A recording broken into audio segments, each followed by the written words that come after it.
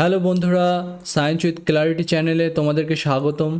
এই চ্যানেলে আমি পদার্থবিদ্যা তথা বিজ্ঞানের নানা গুরুত্বপূর্ণ বিষয়ে তোমাদের সাথে আলোচনা করব এবং বিভিন্ন বিষয়ে তোমাদের ধারণা পরিষ্কার করার চেষ্টা করব। আজকে আমি তোমাদের ক্লাস 12-এর মেডিকেল এন্ট্রান্স নিটে পড়া প্রিভিয়াস ইয়ার্সের বিভিন্ন কোয়েশ্চেন সলভ করব। দেখো, আমরা আগে কিছু কোয়েশ্চেন সলভ করেছিলাম, আজকে আমি এই 42 থেকে কোয়েশ্চেন সলভ করাবো। কিন্তু তার আগে আগের দিন কোয়েশ্চেন সলভ করতে গিয়ে আমি কিছু দু একটা ভুল করেছিলাম বা কোয়েশ্চেন দু একটা ভুল ছিল, সেগুলো আমি তোমাদের আগে বলে দিই, সেই ব্যাপারগুলো ক্লিয়ার করে দিই, তারপরে আমি এই 42 থেকে আজকে তোমাদের আমি সলভ করাবো।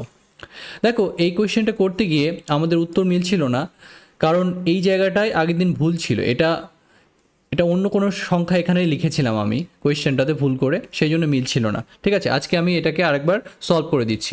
দেখো, তাহলে যে প্রসিডিওর আমরা করেছিলাম প্রসিডিওরটা একদম ঠিক ছিল। এখানে বলছে যে দুটো মেটালিক স্পিয়ার আছে, দুটো ধাতব গোলক আছে যাদের দুটোর ব্যাসার্ধ বলে দিয়েছে, এবং দুটো গোলকে কিছু পরিমাণ চার্জ আছে, একটাতে এতটা চার্জ আছে, একটাতে এতটা চার্জ আছে যথাক্রমে, এবং তাদেরকে একটা তার দিয়ে কানেক্ট করে দেওয়া হয়েছে। তাহলে বড় যে গোলকটা সেটাতে ফাইনালি কতটা চার্জ থাকবে, আধান থাকবে, সেটা তোমাকে বের করতে বলেছে। তাহলে কীভাবে করবো? খুবই সোজা। এরকম দুটো গোলককে যদি কানেক্ট করে দেওয়া হয় একটা তার দিয়ে, তাহলে বিভবের পার্থক্য যদি বজায় থাকে তাহলে এদের ভেতর তড়িৎ প্রবাহ হবে, এবং যতক্ষণ না পর্যন্ত দুজনের বিভব সমান হয়ে যাবে ততক্ষণ পর্যন্ত তড়িৎ প্রবাহ চলতে থাকবে। তাহলে এটার ব্যাসার্ধ যদি এ হয়, এটার ব্যাসার্ধ যদি বি হয়, এবং ফাইনালি যখন এদের বিভব সমান হয়ে গেছে তখন এর আধান যদি Q1 ড্যাশ হয়, এর আধান যদি Q2 ড্যাশ হয়, তাহলে যখন এদের বিভব সমান হয়ে গেল সেই অবস্থার কন্ডিশন আমরা কি করব, যে Q1 dash by A is equal to কী হবে, Q2 ড্যাশ বাই এ। এই কন্ডিশনে এদের বিভব কী হয়ে যাবে,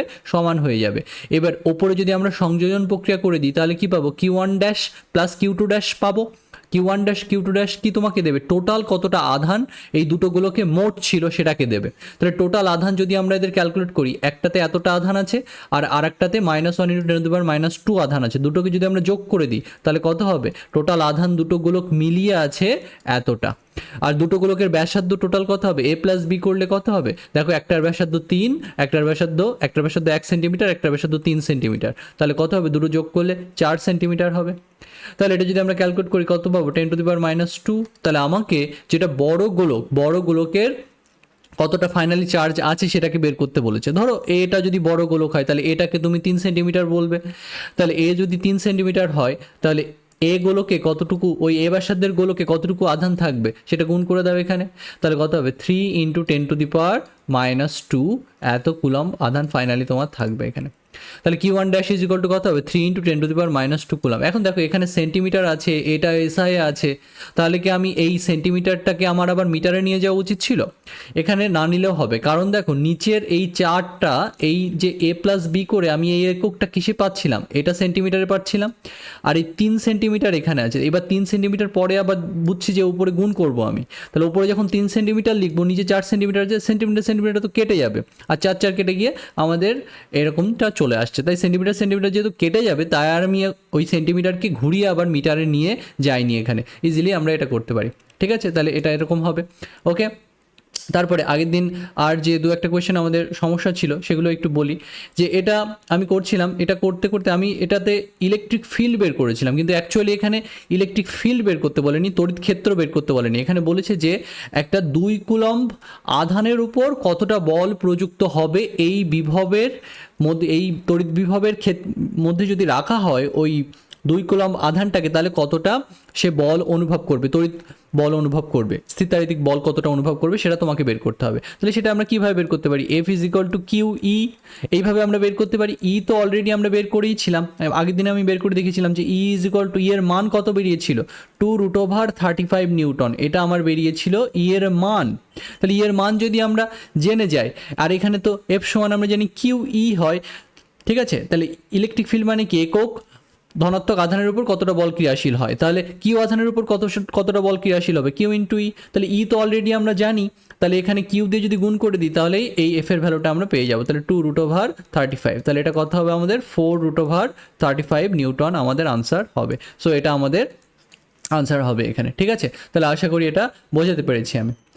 ওকে, তারপরে দেখো, আর এখানে একটা জায়গায় এই যে এই অঙ্কটা করতে গিয়ে, এই অঙ্কটা যেটা আমি তোমাদের বলছিলাম যে দুটো সমমানের গোলক, যদি এরকম কিছুটা দূরত্বে থাকে, কিছুটা দূরত্বে এরকম যদি থাকে, তাহলে এই কোণের সাথে এখানে একটা রিলেশন আমি মনে রাখতে বলেছিলাম যে tan theta is equal two, easily আমরা কি লিখতে পারি, কে ইন্টু, কে মানে 1/4πε0, তাহলে K into Q square by M G into এই দূরত্বটা যদি এক্স হয় তাহলে আমরা লিখতে পারি এইটা।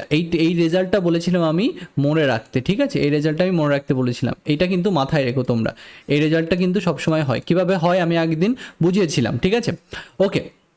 এবং ট্যান থিটা সমান লম্ব বাই ভূমি লিখতে আমি একটু ভুল করেছিলাম একটা জায়গায়, যদিও সেটাতে অঙ্কটাতে কোনো ইফেক্ট পড়েনি, তারপরেও আমি তোমাদের বলে দিচ্ছি এখন যে এই ট্যান থিটা ইকুয়াল টু যে লম্ব বাই ভূমিটা হবে ওইখানে আমি একটা জায়গায় লিখতে, এখানে যে এলটা লিখে দিয়েছিলাম আমি, যে ট্যান থিটা ইকুয়াল টু লম্ব বাই ভূমি হয়, এক্স এর পরিবর্তে তো আমরা এখানে x/2 করছি, অর্ধেকটা করছি, so tan theta equal to আমার ওইখানটাই হতো লম্ব বাই ভূমি, তাহলে x/2, আর ভূমি বলতে এখানে এই হাইটটাকে বলছি এখানে, সো এখানে y হতো, ওখানে y এর পরিবর্তে আমি এখানে এল লিখে দিয়েছিলাম, ওই জায়গাটা একটু ঠিক করে নিও তোমরা, ঠিক আছে। যদিও এই অঙ্কটা করতে গিয়ে এইখানে যেটা করতে বলেছি সেটাতে তার কোনো ইফেক্ট আসেনি এই এলের ইয়েটা, কারণ ওই ওয়াই বা এল দুটো এখানে কনস্ট্যান্টই আছে, ঠিক আছে, ওকে। যাই হোক, এই রেজাল্টটা তোমরা মুখস্থ রেখো, ঠিক আছে, এটা কিন্তু আমাদের বারবার লাগবে, অনেকবার দু একটা ট্রিকি কোয়েশ্চেন করতে গিয়ে বা কোয়েশ্চেন যদি বড় হয়ে যায় এইটা আমরা ডিরেক্ট করবো, এইখান থেকে আমরা করা শুরু করব, তাহলে আমাদের ভালো হবে, এইটা তোমরা মাথায় রেখো, তোমাদের নোট খাতায় নোট করে রেখো এটা, ঠিক আছে, ওকে।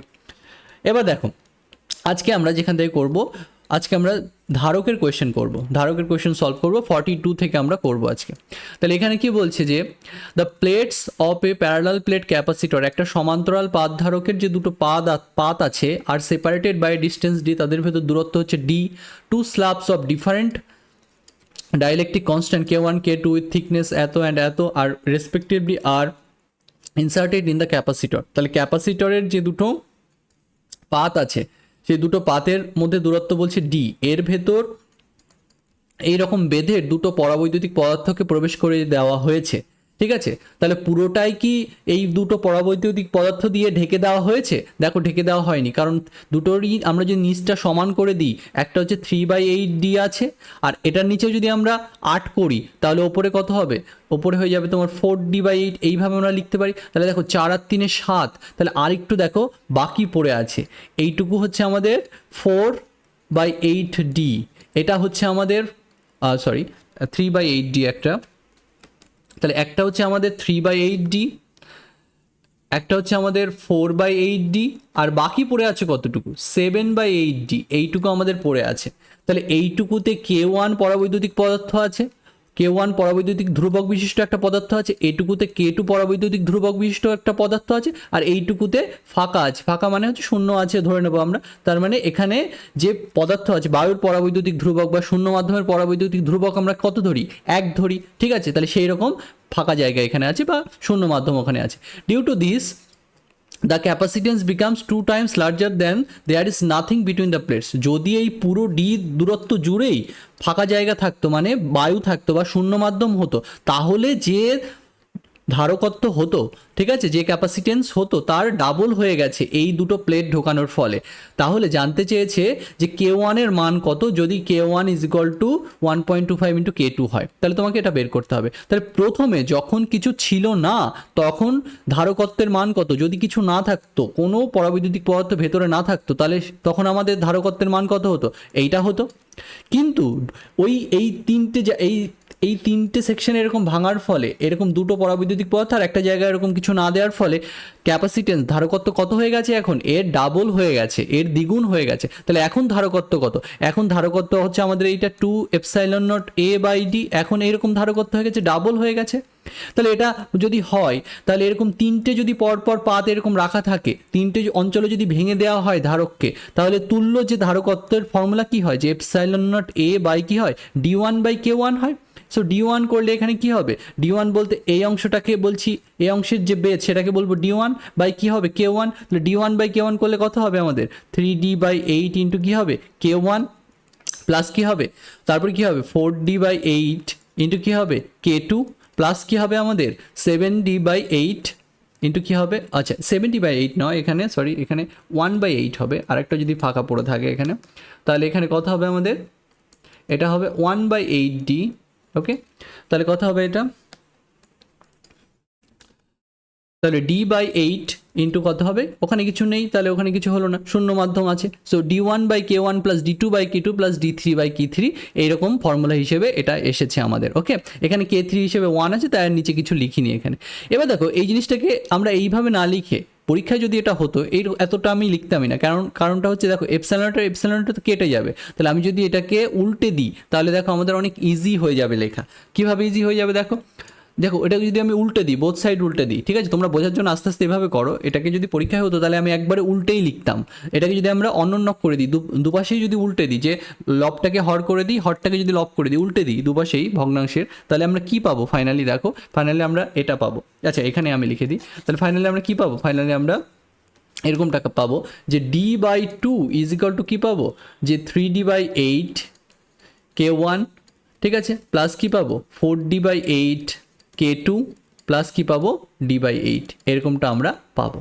তাহলে আমরা কি করতে পারি, d/8কে যদি এই d/8টাকে যদি এপাশে নিয়ে আসি, ঠিক আছে, তাহলে আমরা কি পাবো, যদি আমরা একবার হিসাব করে লিখি যে 1/2 - 1/8 এরকমটা আমাদের হবে, ঠিক আছে। আর ডিকে যদি সবগুলো থেকে সরিয়ে দিতে পারি সোজা কথায়, তাহলে সরিয়ে দিলাম ধরো, তাহলে কত পাবো এখানে 3/8 ইন্টু k1 পাবো। এবার k2টাকে আমি k1 করে লিখছি, তাহলে কীভাবে হবে, যে k1 ইজ ইকাল টু কত 1.25 ইন্টু k2, তাহলে k1 ইজ ইকাল টু কত লিখতে পারি 5/4 ইন্টু k2, কারণ 1.25 মানে হচ্ছে 5/4, তাহলে k2 মানে কত হবে 4/5 into k1, so 4/5 into k1, so 4/5 into কী হলো k1 হলো আমাদের, এরকমটা আমাদের হয়ে যাবে। তাহলে বা আমরা কত লিখতে পারি এখানে, যে হিসাব করে দেখো তুমি, নিচে আমাদের 8 হচ্ছে, আর এখানে 4 - 1 করলে 3 হচ্ছে এখানে। ওকে, তারপরে এখানে কত হচ্ছে, যে আমাদের 4 কেটে গেল এখানে, তাহলে কত হয়ে গেল আমাদের, যে 5 আর 3 8 হয়ে যাবে, তাহলে আমাদের কত হয়ে যাবে, যে কেটে কুটে সব 1/k1 হয়ে যাবে, ঠিক আছে, এরকমটা আমাদের হয়ে যাবে। So k1 is equal to কত হয়ে যাবে, তাহলে 8/3, তাহলে আমাদের আনসার হিসেবে কত হবে 8/3, তাহলে 8/3 করলে কত হবে 2.67 হবে, তাহলে এটা আমাদের আনসার হবে। So k1 is equal to কত হবে 2.66 বা 2.67 কাছাকাছি ওরকম বলতে পারো, তাহলে এটা আমাদের আনসার হবে, ঠিক আছে। তাহলে এইভাবে এটা হবে, আশা করি বুঝতে পেরেছো। তারপরটা দেখো, তারপরে কি বলছে, যে A12 পিকোফ্যারাড ক্যাপাসিটরের ইলেকট্রোস্ট্যাটিক এনার্জিটা ক্যালকুলেট করতে হবে যখন এটার প্রান্তীয় বিভব প্রভেদ হবে 50 ভোল্ট, তাহলে এর স্থির তাড়িতিক যে শক্তি সেটা তোমাকে বের করতে হবে, electrostatic energy stored in the capacitor in nano joule বের করতে হবে। তাহলে খুব ইজি এটা, তাহলে ক্যাপাসিটরে যে শক্তি সঞ্চিত হয় তার সূত্র কি আমরা জানি, u is equal to half CB², সেটা করে দিলে হয়ে যাবে আমাদের। সো হাফ ইন্টু সি এর ভ্যালু কত 12 ইন্টু পিকো, মানে কি পিকো মানে হচ্ছে 10⁻⁻12, পিকো মানে হচ্ছে 10⁻⁻12, হাফ সি V², ভি মানে কত 50 তাহলে 50 করলে কত হবে, এরকমটা আমাদের হবে, এটা তুমি ক্যালকুলেট করে ফেলো তাহলে হয়ে যাবে, ভেরি ইজি এটা। সো এটা করলে কত হবে 6, তাহলে 6 ইন্টু কত হবে 25 ইন্টু 10⁻² ইন্টু কত হবে আমাদের, সো 12 ইন্টু 10⁻10² এরকম হবে, এত জুল হবে। কিন্তু আমাকে আনসারটা ন্যানো জুলে লিখতে হবে।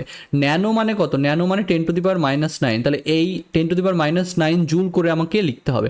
তাহলে সেটা আমরা করি, দেখো 6 আর 25 গুণ করলে কত হবে 150 হবে। সো 150 থেকে একটা শূন্য যদি করে দিই তাহলে আমাদের 15 ইন্টু 10⁻⁹ জুল এরকমটা আমাদের হয়ে যাবে। আর 10⁻⁹ মানে হচ্ছে ন্যানো, তাহলে আনসার কত হবে 15 ন্যানো জুল, তাহলে আনসার হবে আমাদের 15 ন্যানো জুল। খুব ইজি। তারপরে দেখো কি বলছে, the capacitance of a capacitor, একটা ক্যাপাসিটরের যে ধারকত্ব, ক্যাপাসিটেন্স মানে ধারকত্ব, the capacitance of a capacitor with charge Q and a potential difference V depends on, একটা ধারক যার আধান আছে কিউ এবং যাতে বিভব পার্থক্য আছে ভি, তার ধারকত্ব কোন বিষয়ের উপর নির্ভর করে, ধারকের ধারকত্ব কোন বিষয়ের উপর নির্ভর করে, ধারকের ধারকত্ব নির্ভর করে তার জ্যামিতিক আকৃতির ওপর, ঠিক আছে, এই জিনিসগুলোর উপর নির্ভর করে। আমরা সমান্তরাল পাত ধারকে কি পড়েছিলাম, যে k∈0 a/d, এটা হচ্ছে ধারকত্বের রাশিমালা, একটা ধারকের ধারকত্বের রাশিমালা এরকমটা হয়। তাহলে ধারকের এই এরিয়া, প্লেটের এরিয়ার উপর ডিপেন্ড করে, ধারকের পাতদ্বয়ের যে দূরত্ব তার উপর ডিপেন্ড করে ধারকত্ব। আর কিসের উপর ডিপেন্ড করে, যে মধ্যবর্তী যে পরাবৈদ্যুতিক পদার্থ আছে তার উপর ডিপেন্ড করে। কিসের উপর ডিপেন্ড করে না, আধানের উপর ডিপেন্ড করে না, বিভবের উপর ডিপেন্ড করে না, এগুলোর উপর ধারকত্ব নির্ভর করে না। তাহলে কিসের উপর নির্ভর করে, জ্যামিতিক আকৃতির উপর নির্ভর করে। দ্য জিওমেট্রি অফ দ্য ক্যাপাসিটরের উপর ক্যাপাসিটর মানে ধারকের ধারকত্ব নির্ভর করে, ঠিক আছে। ওকে, তারপরে জিজ্ঞাসা করেছে দ্য স্টেডি স্টেট কারেন্ট, ঠিক আছে, এই সার্কিটের স্টেডি স্টেট কারেন্টটা কত হবে, স্থির অবস্থায় এই বর্তনীর যে তড়িৎ প্রবাহ কত হবে। সবসময় মনে রাখবে একটা কথা আমি এখানে লিখে দিই, যে ক্যাপাসিটর, সোজা কথায় আমরা বলি যে ক্যাপাসিটর capacitor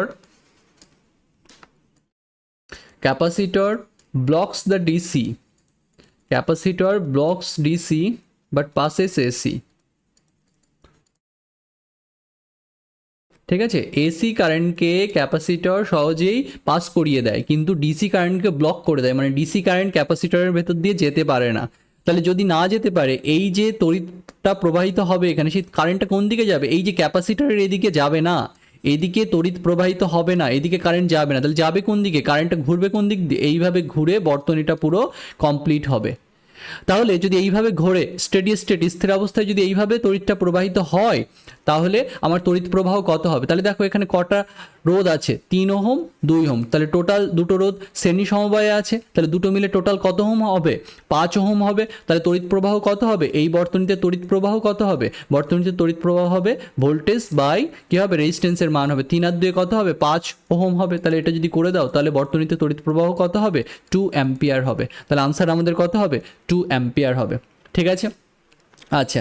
তারপরে দেখো, তারপরে বলেছে যে এই বর্তনীতে ইকুইভ্যালেন্ট ক্যাপাসিটেন্স বের করতে হবে এ আর বি এর মধ্যে। তাহলে এ আর বি এর মধ্যে তুল্য যে ধারকত্ব সেটা আমাকে বের করতে হবে। খুবই সোজা। এ আর বি এর মধ্যে এখানে তুল্য ধারকত্ব কত হবে?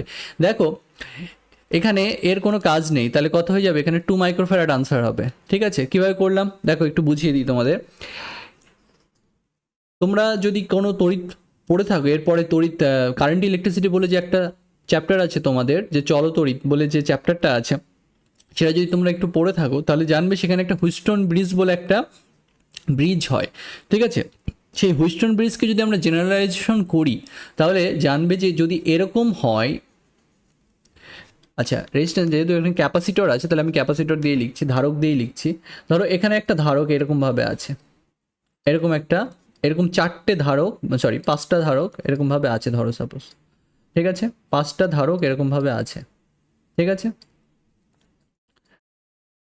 আচ্ছা এরকমভাবে ধরো আছে। তাহলে এটাকে বলছি C1, এটাকে বলছি C2, এটাকে বলছি C3, এটাকে বলছি C4, আর এটাকে বলছি আমি C5।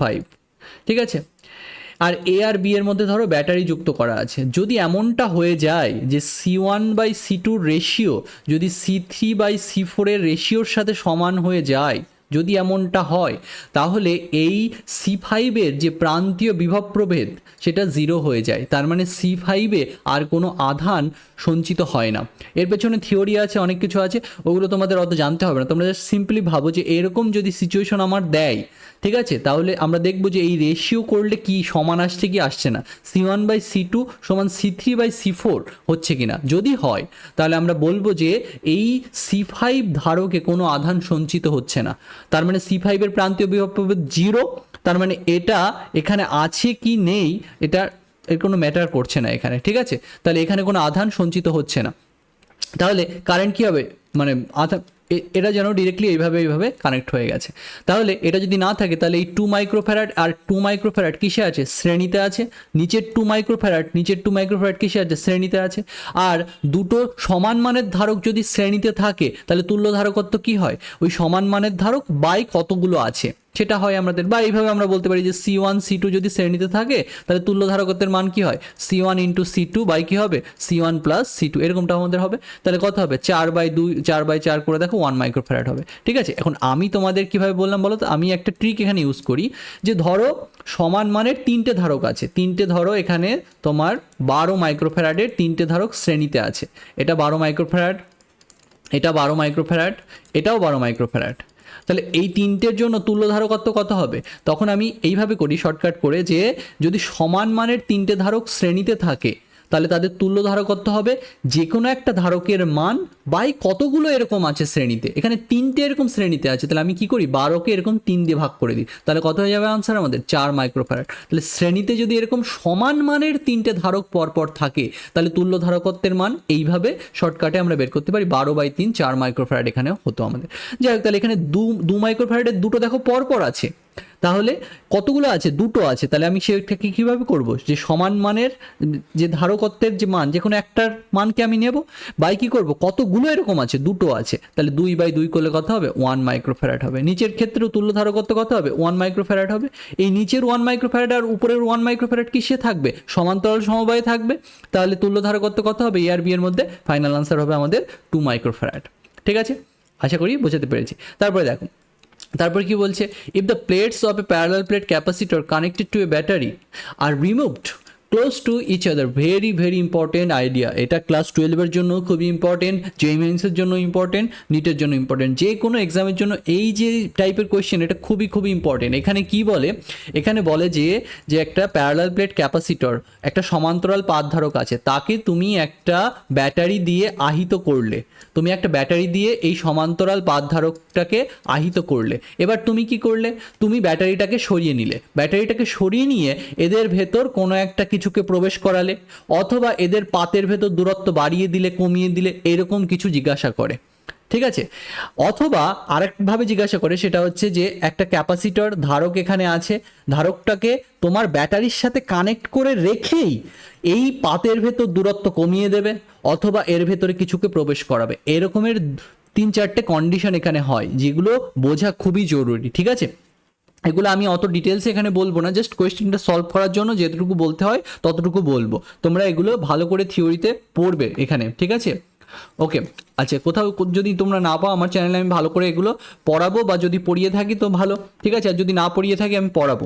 ওকে, ধারকের ভিডিও যখন আসবে তোমরা দেখতে পারবে। ওকে, তাহলে দেখো এখানে কি আছে, বলেছে যে if the plates of a parallel plate capacitor, একটা সমান্তরাল পাত ধারকটা কি করেছে, কানেক্ট টু ব্যাটারি, এটা ব্যাটারির সাথে কানেক্ট ছিল, এবার কি করা হচ্ছে, are removed close to each other, এবং এটাকে রিমুভ করা হয়েছে, ওই ব্যাটারিটাকে রিমুভ করে নেওয়া হয়েছে, বা ক্যাপাসিটরটাকে ওই ব্যাটারি দ্বারা আহিত করে রিমুভ করে নেওয়া হয়েছে, এবার তাদেরকে ক্লোজ করে নেওয়া হয়েছে, ওই প্লেটগুলো, ওই প্যারালাল প্লেট ক্যাপাসিটরের প্লেটগুলোকে কাছে নিয়ে আসা হলো, close to each other, move close to each other, তাদেরকে একটু কাছে নিয়ে আসা হলো। তাহলে কি হবে, তাহলে কি ঘটনা ঘটবে, যখনই জানবে যে একটা ক্যাপাসিটরকে ব্যাটারি থেকে যখনই ছিন্ন করে দেওয়া হবে, বিচ্ছিন্ন করে দেওয়া হবে, এটা একটা আইসোলেটেড সিস্টেম হয়ে যায়। আইসোলেটেডের বাংলা হচ্ছে নিঃসঙ্গ সংস্থা, নিঃসঙ্গ সংস্থায় পরিণত হয়, এটা আইসোলেটেড সিস্টেম।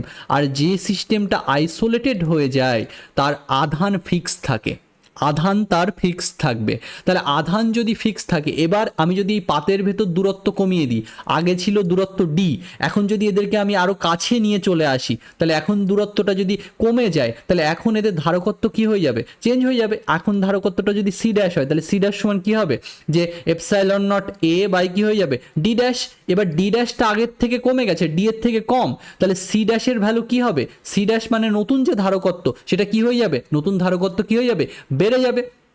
ঠিক আছে, তাহলে নতুন ধারকত্ব যদি বেড়ে যায়, আবার কিউ ইজ ইকুয়াল টু আমরা কি বলি, কিউ ইজ ইকুয়াল টু আমরা কি বলি, যে c v, q is equal to আমরা কি বলি, সিভি।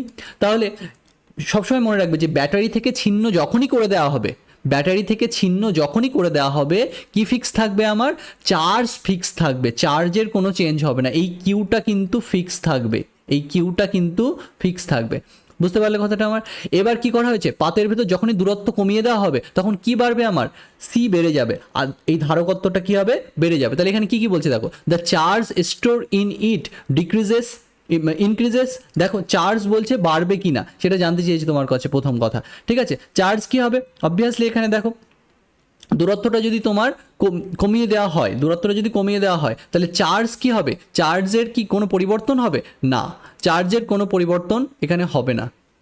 আচ্ছা আচ্ছা আচ্ছা আচ্ছা, এখানে কি বলছে, এখানে বলছে কি এটা ছিন্ন করা হয়েছে আর মুভ, ও না না না, সরি সরি সরি সরি, এখানে আমার একটু ভুল হয়েছে, sorry sorry sorry sorry sorry, এখানে আইসোলেটেড সিস্টেম হয়নি অ্যাকচুয়ালি, সরি আমার কোয়েশ্চেনটা পড়তে একটু ভুল হয়েছে, সরি। এখানে বলছি if the plates of a parallel plate capacitor connected to battery are move close to each other, মানে ব্যাটারির সাথে কানেকশন রেখে ওই পাত দুটোকে কাছে নিয়ে আসা হয়েছে, সরি সরি সরি। তাহলে এই ক্যাপাসিটরের পাত দুটোর মধ্যে দূরত্ব ছিল ডি, আমি ব্যাটারির সাথে কানেক্ট রেখেই পাত দুটোকে আমি কাছে নিয়ে এসেছি। এবার জানবে যে ব্যাটারির সাথে যদি কানেক্ট করে রাখা হয়, তাহলে ক্যাপাসিটরের যে বিভব প্রভেদ তার কোনো চেঞ্জ হয় না, আর ব্যাটারি থেকে ছিন্ন করে দেওয়া হলে আধানের কোনো চেঞ্জ হয় না। ভালো হলো একসাথে আমি দুটো জিনিসই বলে দিলাম এখানে, যে ব্যাটারি থেকে যদি বিচ্ছিন্ন করে দাও, তাহলে আধানের কোনো পরিবর্তন হবে না। আর ব্যাটারির সাথে যদি কানেক্ট থাকে অলওয়েজ, তাহলে এই ধারকের যে বিভব, প্রান্তীয় যে বিভব, সেটা ফিক্স থাকবে। তাহলে প্রান্তীয় বিভব যদি ফিক্স থাকে, এবার ধারকত্ব কত হবে? ধারকত্ব হবে এরকমের যে কে সি সমান কত হবে? এপসাইলন নট এ বাই কি হবে? ডি। তাহলে ডি এর পরিবর্তে এখন ডি ড্যাশ হবে, যেহেতু আমি একটু কাছে নিয়ে এসেছি, তাহলে সি এর মান কি হবে? বাড়বে। আর কিউ ইজ ইকাল টু কি হয়? কিউ ইজ ইকাল টু হয় সি ভি, এটাকে বলছি সি ড্যাশ, তাহলে সি ড্যাশ ইন্টু ভি। যেহেতু সি ড্যাশটা বেড়ে গেছে, কারণ ডি এর ভ্যালু কমে গেছে নতুন অবস্থায়, তা এই পাত দুটোর ভেতর দূরত্ব কমে গেছে, তাহলে দূরত্ব যদি কমে যায় তাহলে ধারকত্ব বাড়বে। আর ধারকত্ব বললে যে কতটা আধান সেখানে সঞ্চিত হবে সেটাও কি হবে? বাড়বে। তাহলে charge store on it increases, এটা বেশি হবে। আর কি কি বাড়বে এখানে দেখো বলেছে যে the energy store on it decreases, this capacitance increases. Capacitance increase করছে, দেখো ক্যাপাসিটেন্স বেড়ে যাচ্ছে, তাহলে আমরা বুঝতে পারছি আধান বাড়বে, ধারকত্ব বাড়বে। আবার কি বলছে যে the product of charge and voltage increases, obviously, কারণ চার্জ বাড়ছে, তাহলে চার্জ যদি বাড়ে আর ভোল্টেজ তো ফিক্সড আছে, তাহলে চার্জ যতটা জমেছে এখন কিউ ড্যাশ যদি বলি, তাহলে কিউ ড্যাশ যেটা নতুন চার্জ জমেছে সেইটা সমান কি হবে? যে সি ড্যাশ ইন্টু ভি। তাহলে চার্জ তো বেড়েছে, তাহলে চার্জ যদি বাড়ে তাহলে চার্জ আর বিভবের যে গুণফল সেটাও কি হবে? বাড়বে। বাকিগুলোর কোনো চেঞ্জ, এই দেখো এখানে কি বলছে? Energy store on it decreases. দেখো এনার্জি কি চেঞ্জ হবে না? কি হবে দেখো এখানে যে ইউ ইজ ইকুয়াল টু কি জানি আমরা? Half c V square. তাহলে নতুন অবস্থায় কি হবে? Half c dash v dash square, মানে ভি স্কোয়ার, ভি তো চেঞ্জ হয়নি, ভি তো একই আছে বলছি, তাহলে সি ড্যাশ তো বেড়ে গেছে, ধারকত্ব তো বেড়ে গেছে, তাহলে এনার্জি কি হবে? এনার্জি তো বাড়বে, কিন্তু এখানে তো বলছে ডিক্রিজ, এটা ভুল বলছে, ইনক্রিজ হবে অ্যাকচুয়ালি। আর এখানে কি বলছে? The ratio of charge to its potential remains same. যে চার্জ আর পোটেনশিয়ালের রেশিও মানে কি? ক্যাপাসিটেন্স। তাহলে ক্যাপাসিটেন্স কি সেম আছে? না, ক্যাপাসিটেন্স তো বেড়ে গেছে। তাহলে কি বলছে যে বিভব যদি আমরা ব্যাটারিকে কানেক্ট করে ধারকের দুটো পাতকে কাছে নিয়ে আসি, তাহলে কি হবে? তাহলে এই যতটা আধান সেখানে সঞ্চিত হবে সেটা বাড়বে, তার ধারকত্ব কি হবে? বাড়বে, আবার এইটাও বাড়বে। তাহলে আমাদের আনসার কি হবে? এই এ সি ই, এটা আমাদের হবে। ঠিক আছে, তাহলে আশা করি বোঝাতে পেরেছি। আর ওইটাও মাথায় রেখো যে যদি আমি ব্যাটারির থেকে আলাদা করে দিতাম ধারককে, তাহলে কি ফিক্স থাকতো? তখন চার্জ ফিক্স থাকতো, কতটা আধান ধারকে সঞ্চিত হবে সেটা ফিক্স থাকবে। আর যদি ব্যাটারির সাথে কানেক্ট হয়েই থাকে তাহলে বিভবটা ফিক্স থাকবে। ঠিক আছে, ওকে, মাথায় রেখো এগুলো। তারপরে দেখো কি বলছে এখানে বলছে যে এখানে একটা ব্যাটারি আছে, ব্যাটারির সাথে এরকম তুল্য ধারকত্ব বের করতে বলেছে অ্যাকচুয়ালি। ইকুইভ্যালেন্ট ক্যাপাসিটেন্স মানে এই বর্তনীর তুল্য ধারকত্ব আমাকে বের করতে হবে। এখানে দেখো এই 15 আর এই 15 কিসে আছে? দেখো শ্রেণীতে আছে। এবার আমি বললাম সমান মানের এরকম যদি একাধিক ধারক শ্রেণীতে থাকে, তুল্য ধারকত্ব কি করে বের করি আমি? কতগুলো আছে? এরকম 3টে এরকম শ্রেণীতে আছে, তাহলে 15/3 করে দেবো, তাহলে 5 মাইক্রোফ্যারাড। তাহলে এই 3টের তুল্য ধারকত্ব কত হয়ে যাবে? 5 মাইক্রোফ্যারাড। এই 5 মাইক্রোফ্যারাডের সাথে এই 15 মাইক্রোফ্যারাড কিসে আছে? সমান্তরাল সমবায় আছে, তাহলে তুল্য ধারকত্ব কত হবে? 15 + 5 মানে কত হবে? 20 মাইক্রোফ্যারাড। কত ইজিলি হয়ে গেল। ঠিক আছে, তারপরে কি বলেছে দেখো, to produce an instantaneous displacement current. এই ডিসপ্লেসমেন্ট কারেন্ট ব্যাপারটা তোমাদের স্থির তড়িতে নেই, এটা আসলে তোমার ইলেকট্রোম্যাগনেটিক যে চ্যাপ্টারটা আছে তোমাদের, যে তড়িৎ চুম্বকত্ব বলে একটা চ্যাপ্টার আছে, ঠিক আছে, সেই চ্যাপ্টারে তোমাদের আছে অ্যাকচুয়ালি এই ডিসপ্লেসমেন্ট কারেন্টটা। ডিসপ্লেসমেন্ট কারেন্ট মানে হচ্ছে সরণ প্রবাহ। ঠিক আছে, এইটা তোমাদের ওখানে আছে, যে তড়িৎচুম্বকীয় আবেশ, তড়িৎচুম্বকত্ব বলে যে চ্যাপ্টারটা আছে সেখানে আছে। ওকে, তড়িৎচুম্বকীয় তরঙ্গ সেইখানে আছে অ্যাকচুয়ালি। ঠিক আছে, যাই হোক, তাও আমি এখানে বলে দিচ্ছি যেহেতু এখানে কোশ্চেন আছে। টু প্রডিউস অ্যান ইনস্ট্যান্টেনিয়াস, তাৎক্ষণিক একটা ডিসপ্লেসমেন্ট কারেন্ট অফ 2 মিলিঅ্যাম্পিয়ার তৈরি করতে in the space between the parallel plates of a capacitor, একটা সমান্তরাল পাতধারকের পাত দুটোর মধ্যে যে ধারকত্ব তোমার লাগে সেটা হচ্ছে 4 microfarad. The rate of change of applied variable potential difference must be কত হবে? তাহলে এই 2 মিলিঅ্যাম্পিয়ারের সরণ প্রবাহ তৈরি করতে কি রেটে বিভবকে চেঞ্জ করতে হবে সেটা তোমাকে বের করতে বলেছে। ক্যাপাসিটরের ভেতরে যে দুই পাতের ভেতর যে বিভব প্রভেদ, সেই বিভব প্রভেদটা কি হারে চেঞ্জ হলে সেখানে তোমার এই সরণ প্রবাহ 2 মিলিঅ্যাম্পিয়ার হবে সেটা তোমাকে বের করতে হবে। আচ্ছা, সরণ প্রবাহের সূত্র কি? সরণ প্রবাহের সূত্র হচ্ছে, ডিসপ্লেসমেন্ট কারেন্টের সূত্র হচ্ছে যে epsilon nought into d into e a d t হয়, ফ্লাক্সের চেঞ্জ হয়, ইলেকট্রিক ফ্লাক্সের চেঞ্জ, তার সাথে যদি এপসাইলন গুণ করো তাহলে তুমি সরণ প্রবাহটা পাবে। এইটা হচ্ছে সরণ প্রবাহের সূত্র। ঠিক আছে, তাহলে এখানে দেখো এটাকে আমরা ইজিলি এইভাবে মনে রাখতে পারি, আবার সি ইন্টু ডিভি ডিটি, এটা করলেও সরণ প্রবাহ পাওয়া যায়। এই ভি হচ্ছে বিভব, বিভব প্রভেদ, ঠিক আছে, ক্যাপাসিটরের পাত দুটোর ভেতর বিভব প্রভেদ। তাহলে সি ইন্টু ডিভিডিটি করলে এটাও করলেও পাওয়া যায়, এটা এখান থেকে এসেছে, ঠিক আছে। স্মরণ প্রবাহের এই সূত্রটাও তোমরা মনে রাখতে পারো, এটাও তোমরা মনে রাখতে পারো, দুটোই ঠিক এখানে, ঠিক আছে। এটা থেকে কী করে আসলো দেখো, এপসাইলন নট এ যদি আমরা করে দিই, ঠিক আছে, তাহলে কী পাবো এখানে ডি ডিটি পাবো, ঠিক আছে। অনেক সময় এই ডি ডিটিও বের করতে বলে, তখন কিন্তু এই সূত্র দিয়ে তোমাদের করতে হবে, ঠিক আছে। আবার এটাকে আমরা লিখতে পারি এরকম, epsilon not a by D into কী হবে, D into E into D, E আর ডি গুণ করলে কী হয়ে যাবে, এই ডিটাকে আমি এখানে লিখে দিতে পারি, এই ই আর ডি গুণ করলে কী পাওয়া যায়, এই যে তোমরা পড়েছো না যে E is equal to D V D T D V D R, তাহলে কী হবে, বিভব প্রভেদকে যদি আমরা দূরত্ব দিয়ে ভাগ করি ক্যাপাসিটরের দুটো পাতে, তাহলে কী পাবো আমরা, ইয়েটা পাবো, তড়িৎ ক্ষেত্রটা পাবো। তাহলে ভি ইজ ইকুয়াল টু কত হবে, ই ইন্টু ডি হবে, ঠিক আছে। এটা একটু তোমাদের অজানা লাগছে যদি তোমরা কেউ না পড়ে থাকো ওই চ্যাপ্টারগুলো, ঠিক আছে। যাই হোক, একটু একটু জানো যে এটাকে এরকম বলে, এটা কেন এসেছে কী এসেছে পরে তোমাদের জানানো হবে, ঠিক আছে। তাহলে আইডি ইজ ইকুয়াল টু এরকমটা হয়, তাহলে এই ই ইন্টু ডি করলে কী হয়, বিভব প্রভেদ হয়। তাহলে কি লিখতে পারি আমরা এটাকে, যে epsilon not a by D, আর epsilon not a by d মানেই কত, সি, ধারকত্ব, তাহলে সি ইন্টু কি লিখতে পারি, ডিভি ডিটি, তাই লিখেছি দেখো, i d is equal to c into d v d t, ঠিক আছে। তাহলে এইভাবে এসেছে, আমি একটু বুঝিয়ে দিলাম জিনিসটা, ঠিক আছে। এইবার এইটাকে ইউজ করে আমি করি, বা তোমরা যদি এইভাবে মনে রাখো তাও হবে, যে তোমার আমরা জানি কি ক্যাপাসিটরের দুটো পাতে যে আধান সঞ্চিত হয়, কিউ ইজ ইকুয়াল টু আমরা কি লিখি, নর্মালি সি ভি লিখি। এবার ডিকিউ ডিটি দুপাশে যদি ডেরিভেটিভ করে দাও, সি তো আর চেঞ্জ হচ্ছে না, তাহলে সি যদি না চেঞ্জ হয়, ডিভি ডিটি যদি আমরা এরকম করে দিই, বাম দিকে ডিকিউ ডিটি করলে কি পাওয়া যায়, তড়িৎ প্রবাহ পাওয়া যায়। সেই তড়িৎ প্রবাহটাকে এখানে বলছি আমরা সরণ প্রবাহ। তাহলে আইডি ইজ ইকুয়াল টু কত হবে, সি ইন্টু ডিভি ডিটি। দেখো নানা দিক থেকে আমি বললাম। সো এবার আইডির ভ্যালু তো এখানে বলে দিয়েছে 2 মিলি অ্যাম্পিয়ার, মিলি মানে 10⁻³ সেটা আমাকে বলে দিয়েছে। সি এর মান কত বলে দিয়েছে, 4 মাইক্রোফ্যারাড, বসিয়ে দাও এখানে, খুবই ইজি। তো 4 মাইক্রোফ্যারাড 10⁻⁶। এবার ডিভি ডিটিকে তোমাকে বের করতে বলেছে, তাহলে করে ফেলো বের এখানে। তাহলে d v d t is equal to কত হবে এখানে, হিসাব করে দেখো, এখানে হবে 1000/2, তাহলে এখানে হবে 500 ভোল্ট পার সেকেন্ড। তাহলে এটা আমাদের আনসার হবে, ঠিক আছে, 500 ভোল্ট পার সেকেন্ড, ঠিক আছে, খুবই ইজি। তারপরে দেখো, ওকে, তারপরে কি বলেছে দেখো, তারপরে বলেছে যে এই বর্তনীর এআর বি এর মধ্যে তুল্য ধারকত্ব বের করতে বলেছে। এটাও খুব ইজি, তুল্য ধারকত্ব কত হবে, এইখানে তো দেখে বোঝা যাচ্ছে 3 কিসে থাকবে আমাদের, সমান্তরালে আছে, তাহলে তুল্য ধারকত্ব কত হবে, এইটুকুর 6 মাইক্রোফ্যারাড, আর 6-এর সাথে 3 শ্রেণী সমবায় থাকবে, তাহলে তুল্য ধারকত্ব কত হবে, 6 × 3/6 + 3 9, 18/2 9 করলে 2 মাইক্রোফ্যারাড হবে অ্যান্সার। তাহলে খুবই সোজা ছিল এটা, 2 মাইক্রোফ্যারাড। তাহলে অনেক কোয়েশ্চেনই ইজি আছে। তারপরে দেখো, দু একটা কোয়েশ্চেন আমাকে একটু বেশি বলতে হচ্ছে, ঠিক আছে। আমি নিজে করতে গেলে অত কিছু তো বলতাম না, তাড়াতাড়ি হয়ে যেত আমার, কিন্তু তোমাদের বলতে গিয়ে একটু দেরি হয়। ওকে, তারপরে দেখো, তারপরে কি বলছে, the distance between 2 plates of a parallel plate capacitor, একটা সমান্তরাল পাতধারকের যে দুটো পাতের মধ্যবর্তী দূরত্বকে কী করে দেওয়া হয়েছে, ডাবল করে দেওয়া হয়েছে।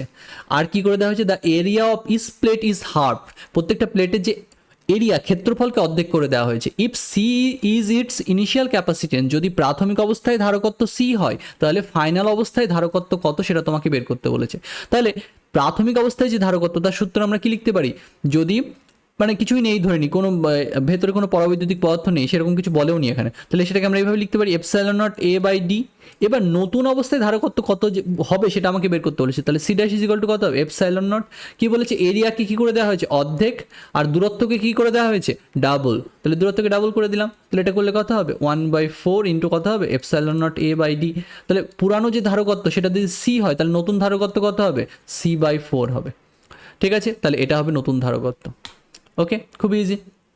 তারপর কি বলেছে দেখো, the effective capacitance of 2 capacitors আর 3 মাইক্রোফ্যারাড অ্যান্ড 16 মাইক্রোফ্যারাড, যে ইফেক্টিভ ক্যাপাসিটেন্স তুল্য যে ধারকত্ব দুটো ধারকের, সেটা হচ্ছে 3 মাইক্রোফ্যারাড আর 16 microfarad, when they are connected in series and parallel respectively, যখন দুটো ধারককে শ্রেণী সমবায়ে যুক্ত করছি তখন তুল্য ধারকত্ব হচ্ছে 3 মাইক্রোফ্যারাড, আর যখন সমান্তরাল সমবায়ে যুক্ত করছি তখন তুল্য ধারকত্ব হচ্ছে 16 মাইক্রোফ্যারাড। তাহলে জিজ্ঞাসা করেছে ওই ধারক দুটোর প্রকৃত যে ধারকত্ব সেটা কত, তাহলে শ্রেণীতে যুক্ত করলে হচ্ছে 3 মাইক্রোফ্যারাড, আর সমান্তরালে যুক্ত করলে হচ্ছে 16 মাইক্রোফ্যারাড। তাহলে সমান্তরালে যুক্ত করলে তুল্য ধারকত্বের সূত্র কি, যে C1 + C2 করলে হয়ে যায়। তাহলে আমরা দেখবো C1 + C2 কোনগুলোতে হচ্ছে, যেগুলোতে হচ্ছে না সেগুলো বাদ দিয়ে দেবো, তাহলে এটাতে হচ্ছে না, এটা প্রথমেই বাদ। তারপরে কত 8 আর 16 বাকিগুলো দেখো হতে পারে। এবার আমরা দেখবো সমান্তরালে তুল্য ধারকত্ব কোন, এবারে অপশন চেক করে দেখবো, 10 আর 6 থেকে 3 আসবে না, কারণ দুটো যদি শ্রেণীতে থাকে তার তুল্য ধারকত্বের সূত্র হচ্ছে এইটা, C1 ইন্টু C2 বাই কী হবে C1 প্লাস C2, সেই রোধের মতো। রোধের সমান্তরাল সমবায় যেটা পেয়েছিলে সেরকম এই ধারকের শ্রেণী সমবায় আসে, তাহলে কি হয় C1 ইন্টু C2 বাই কী হবে C1 প্লাস C2। এটা থেকে 3 কোনটা থেকে আসবে, এই 10 আর 6 থেকে আসবে না, দেখো 8 8 থেকে আসবে না, তাহলে ওটা তো 4 হয়ে যেত। ঠিক, তাহলে কোনটা পড়ে থাকছে আমাদের, এইটাই পড়ে থাকছে। দেখো 12 ইন্টু 4 বাই 16 যদি করো, 12 আর 4 16 হচ্ছে, তাহলে তুমি দেখো 3 পাবে। তাহলে আনসার কোডটা হবে আমাদের এই ডিটা হবে আমাদের। ঠিক আছে, আশা করি আমি বোঝাতে পেরেছি। তারপরে অঙ্কটা দেখো, এরপর অঙ্কটাতে কি বলছে, a capacitor of capacitance 900 picofarad is charge fully by 100 volt battery as shown in the ফিগারে। তাহলে এখানে দেখানো হচ্ছে যে 100 ভোল্ট ব্যাটারি দিয়ে এই ধারকটাকে, যে ধারকের ধারকত্ব হচ্ছে 900 পিকোফ্যারাড, সেটাকে সম্পূর্ণরূপে আহিত করা হয়েছে। ঠিক আছে, এরপর কি বলা হলো, then it is disconnected from the battery, তারপরে এটাকে ব্যাটারি থেকে সরিয়ে দেওয়া হলো, কানেক্টেড টু অ্যানাদার, তারপরে এই দেখো আরেকটা চার্জ ক্যাপাসিটারের সাথে ওটাকে কানেক্ট করা হয়েছে, যার ধারকত্ব 900 picofarad as shown in the figure. দেখানো হয়েছে ছবিতে, যা electrostatic energy store by the system is কত হবে। ঠিক আছে, এই ফাইনালি যে ইলেকট্রোস্ট্যাটিক এনার্জি স্টোর হবে সেটা তোমাকে কত হবে সেটা জানতে চেয়েছে। তাহলে এটা করা খুবই ইজি। কীভাবে করবো, যে হাফ ইন্টু কত হবে, এখন তুল্য ধারকত্ব কত, এটা সি আর এটা সি মিলে কত হবে 2C। তাহলে টোটাল এখন এই ধারকত্বটা তাদের আছে। ঠিক আছে, এটা হচ্ছে ধারকত্ব, আর এদের প্রান্তীয় বিভব প্রভেদ কত হবে, এদের প্রান্তীয় বিভব প্রভেদ যদি ভি ড্যাশ বলি, তাহলে এই ভি ড্যাশের একটা ফর্মুলা আছে, সেই ভি ড্যাশ সমান কী হয়, ভি ড্যাশ সমান হয় যে প্রথম অবস্থায় এদের এই ধারক দুটোর যে টোটাল আধান ছিল বাই দুটোর ধারকত্ব, এটা করলেই তুমি কমন পোটেনশিয়াল পেয়ে যাবে। এটা কমন পোটেনশিয়াল বের করার একটা সূত্র আছে, সেইটা হচ্ছে এইটা, V dash is equal to হয় C1 V1 plus C2 V2 by হয় C1 প্লাস C2। এটা হচ্ছে কমন পোটেনশিয়াল বের করার সূত্র। ঠিক আছে, যে তুমি যদি সমান্তরালে দুটো ধারককে কানেক্ট করে দাও, আমরা জানি সমান্তরাল সমবায়ে ধারকের প্রান্তীয় যে বিভব প্রভেদ সেটা কি হয়, সেম সেম হয়। তাহলে সেম সেম হলে একটাকে যদি চার্জ করি দিয়ে আরেকটার সাথে যদি কানেক্ট করে দিই, বা দুটোকে যদি চার্জ করি আলাদা আলাদা করে, তারপর তাদেরকে এরকম সমান্তরাল সমবায়ে যদি আমরা যুক্ত করে দিই, তাহলে কমন পোটেনশিয়াল সাধারণ যে বিভব হবে দুজনার, তার সূত্র হচ্ছে এইটা। এখন দেখো প্রথম যে ধারককে আমরা আহিত করেছিলাম সেটাতে কত বিভব থাকবে, C1 V1 এই পরিমাণ বিভব থাকবে, কিন্তু এই যে সেকেন্ড যেটা ছিল সেটা তো অনাহিত ছিল, আনচার্জ ছিল। দেখো ইট is disconnected from the battery and connected to an uncharged capacitor. Second যে ক্যাপাসিটরটা সেটা তো আনচার্জ, তার কোনো আধান ছিল না। তাহলে এই C2 V2 কী হবে, এই C2 V2 সেকেন্ডের যে আধান সেটাতে ছিল সেটাকে বোঝাতে, সেটা তো 0 ছিল। তাহলে প্রথমটাতে কতটা আমরা বিভব দিয়েছিলাম, প্রথমটাতে 100 ভোল্ট বিভব দিয়েছিলাম, তাহলে কত হবে ওর ক্ষেত্রে, যে C ইন্টু কত লিখবো 100। ঠিক আছে, আর এটা কত ছিল আমাদের, এই C1 প্লাস C2 করলে কত হবে 2C। ঠিক আছে, তাহলে এখানে 2C লিখে দিলাম, তাহলে এটা করলে কত হবে 50 হবে, মানে যতটা বিভব প্রথমে ছিল এখন কমন পোটেনশিয়াল কত হবে 50 ভোল্ট হবে। তাহলে এটা যদি কমন পোটেনশিয়াল হয়, তাহলে এখন কতটা এনার্জি এতে সঞ্চিত হবে, এই পরিমাণ এনার্জি এতে সঞ্চিত হবে। তাহলে এটা যদি তুমি ক্যালকুলেট করো তাহলে হয়ে যাবে। সি এর ভ্যালু কত বলা আছে 900 পিকোফ্যারাড, তাহলে ক্যালকুলেট করে ফেলো 900 পিকোফ্যারাড, পিকো মানে কত 10 টু দি পাওয়ার -12, এখানে 2 2 কেটে যাবে, তাহলে 10 টু দি পাওয়ার -12, পিকো মানে 10 টু দি পাওয়ার -12, আর এখানে কত হবে 2500, তাহলে 25 ইন্টু কত হবে 10 স্কোয়ার, এরকমটা আমাদের হবে। ঠিক আছে, এবার যদি তুমি এটা ক্যালকুলেট করো তাহলে হয়ে যাবে 225, এখানে কত হচ্ছে 10 টু দি পাওয়ার 4, তাহলে 10 টু দি পাওয়ার -8 হচ্ছে, আর এখানে দুগো যদি আগে দিয়ে দাও দশমিক, তাহলে 2.25 × 10 টু দি পাওয়ার -6 এত জুল হবে, এত জুল এনার্জি এখানে স্টোর হবে। খুবই সোজা এগুলো, ঠিক আছে, বুঝলে খুবই ইজি। যাদের বুঝতে সমস্যা, যারা ক্যাপাসিটর পড়োনি তারা তো এগুলো ভালো বুঝতে পারবে না। ঠিক আছে, আর যাদের পড়া হয়ে গেছে তারা এগুলো বুঝতে পারবে। আর যদি আমার চ্যানেলে ক্যাপাসিটরের ভিডিও না থেকে থাকে, ভিডিও চলে আসবে, ঠিক আছে, তোমরা সেখান থেকে পড়ে নেবে, আর যদি ভিডিও থেকে থাকে তো ভালো। ওকে, তাহলে দেখো এখানে কি বলছে, যে এ parallel plate capacitor has an electric field has a uniform electric field E in space between the plates. একটা ক্যাপাসিটরের যে দুটো পাতের ভেতর যে তড়িৎ ক্ষেত্র আছে সেটা হচ্ছে এইটা। তাহলে if the distance between the plate is D and the area of the plate is a, the energy stored in the capacitor কত হবে সেটা আমাকে বের করতে বলেছে। তাহলে এনার্জি স্টোর কত হবে, তার সূত্র কি, তার সূত্র হচ্ছে এইটা, 1/2 E স্কোয়ার ইন্টু AD। এটা হচ্ছে ক্যাপাসিটরে সঞ্চিত শক্তির রাশিমালা। তাহলে এটা আমাদের আনসার হবে। ঠিক আছে, এটা আমাদের আনসার হবে 1/2 T স্কোয়ার ইন্টু AD। এটা হচ্ছে আমাদের ক্যাপাসিটরে কতটা শক্তি সঞ্চিত হবে তার সূত্র। এখন তুমি বলবে যে 1/2 CB স্কোয়ার এটা ছিল তো সূত্র, ঠিক আছে, ওটা থেকে এটাও লেখা যায় এটাও লেখা যায়। কারণ দেখো ভিকে আমরা ই দিয়ে লিখতে পারি, ভি সমান কত হয়, ভি সমান হয় হচ্ছে ই ইন্টু ডি। সেভাবে লেখো, সিকে তুমি লেখো, তাহলে সব যদি তুমি সেইভাবে লেখো দেখো চলে আসবে। সি ইজ ইকুয়াল টু কী লিখতে পারি, epsilon not a by d, এরকম আমরা লিখতে পারি। আর ভি ইজ ইকুয়াল টু কী লিখতে পারি, ই ডি, তাহলে ই স্কোয়ার ডি স্কোয়ার হয়ে যাবে। এটা তুমি ক্যালকুলেট করে দেখো, তাহলে চলে আসবে যে half epsilon not E square into A D, এরকমটা হয়। এই হাফ এপসাইলন নট ই স্কোয়ারকে বলে ধারকের শক্তি ঘনত্ব। আর ধারকের আয়তন কত, ধারকের এই পাতগুলো কত কত করে আছে, এটা এ ক্ষেত্রফলের পাত, এটা এই ক্ষেত্রফলের পাত, তাহলে মধ্যবর্তী আয়তনটা কত, মধ্যবর্তী আয়তন হচ্ছে এডি। তাহলে শক্তি ঘনত্বকে যদি তুমি আয়তন দিয়ে গুণ করে দাও তাহলে কতটা শক্তি অ্যাকচুয়ালি টোটাল জমা হবে সেটা তুমি পেয়ে যাবে। তাহলে এইভাবে তোমার ক্যালকুলেট হয়েছে এটা। ওকে, তারপর কি বলেছে, দ্য ইকুইভ্যালেন্ট ক্যাপাসিটেন্স, ইকুইভ্যালেন্ট মানে তুল্য ধারকত্ব কত এই কম্বিনেশনটার, সেটা তোমাকে বের করতে বলেছে। তাহলে দেখো এখানে দেখো দুটো ক্যাপাসিটরের সাথে যে তার জোড়া আছে সেই তারটা এরকম ডিরেক্টলি কানেক্টেড, তাহলে যদি আহিত হয়, যদি চার্জ এদিক ওদিকে ফ্লো করে তাহলে তো এইভাবে ফ্লো করবে, ও কেন মাঝের এইটা দিয়ে আবার যেতে চাইবে। তোমার ধরো দুটো এখানে রোদ আমি দিয়েছি, এরকম রোদ দিয়েছি, ঠিক আছে, এবার মাঝে এরকম আরেকটা রোদ দিয়েছি, তার পাশে এরকম একটা তার দিয়েছি। কারেন্ট কি কখনো এই দিকে যেতে যেতে এই দিকে যাবে, এই বাধা দিয়ে কারেন্ট কখনো প্রবাহিত হয়, হয় না তো, যেদিকে ফাঁকা আছে সেই দিকে যাই সিম্পলি। তাহলে এই রোদের কোনো কাজ নেই এখানে, এই রোদ দিয়ে ওই পয়েন্টে তড়িৎ প্রবাহিত হবেই না, যাবেই না কারেন্ট ওই দিক দিয়ে। কারেন্ট দেখবে যে সহজে কোন দিক দিয়ে প্রবাহিত হতে পারে, সেরকম আধানও তাই, আধান দেখবে ইজিলি সে কোন পথে ফ্লো করতে পারছে, তাহলে আধান তো এই দিকে ফ্লো করবে, এটাতে কোনো স্টোর হবে না, আধান স্টোর হবে না। তাহলে তুল্য ধারকত্ব কত হবে, এই দুই প্রান্ত এ আর বি এর মধ্যে তুল্য ধারকত্ব কত হবে, তুল্য ধারকত্ব হবে 2C, এটা হবে আমাদের আনসার, 2C হবে।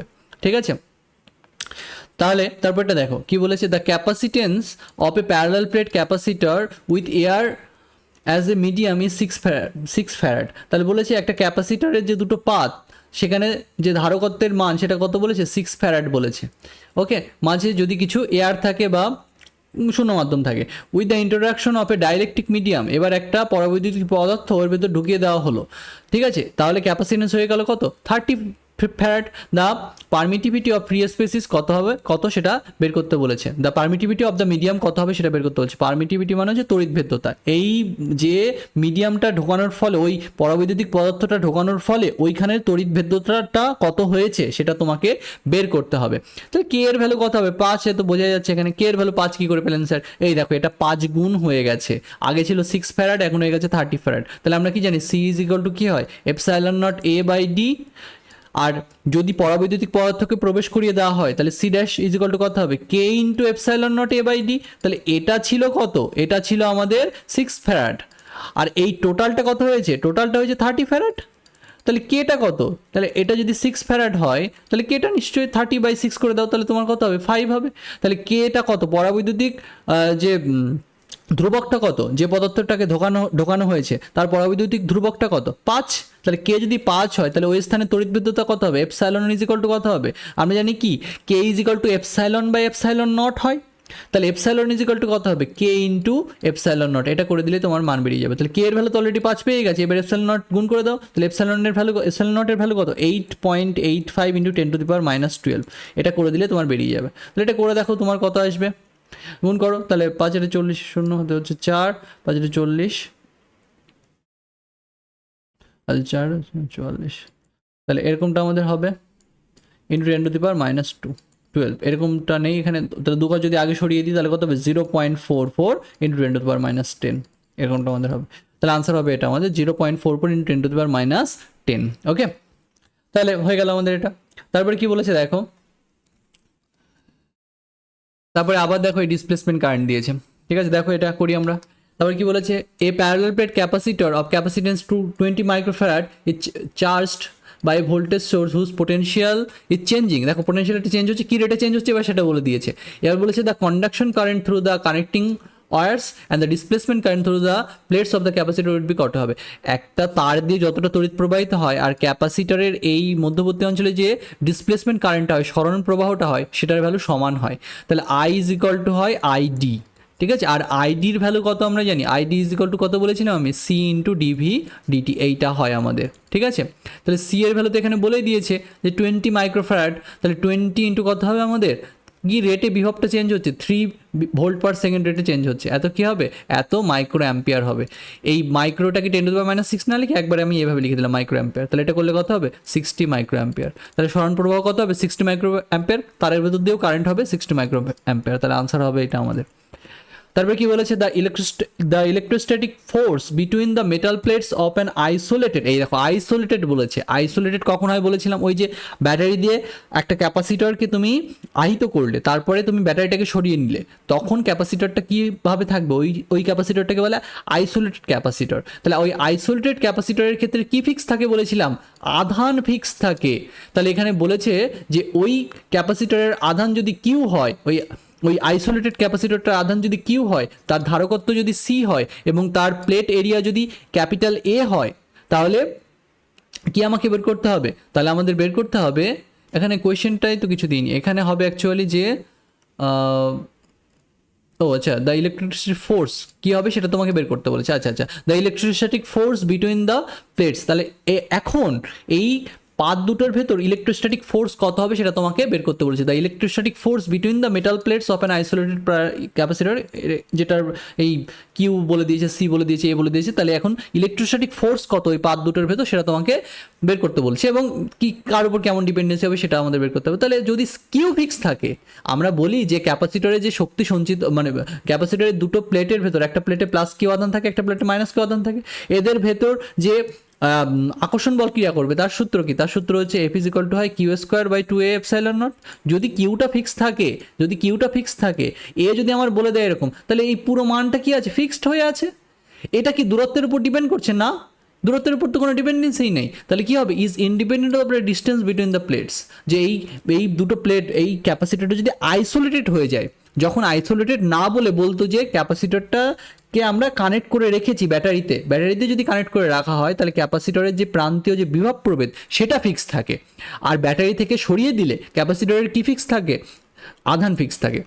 তাহলে সেই রকমটা যদি আমাকে বলতো এখানে ব্যাটারির সাথেই কানেক্ট করা আছে, তাহলে কিন্তু এইভাবে আমরা ক্যালকুলেট করতাম না, আমি কিউ আবার সিবি বসাতাম, তাহলে কিউ যদি সিবি বসাতাম তাহলে C²V²/2F।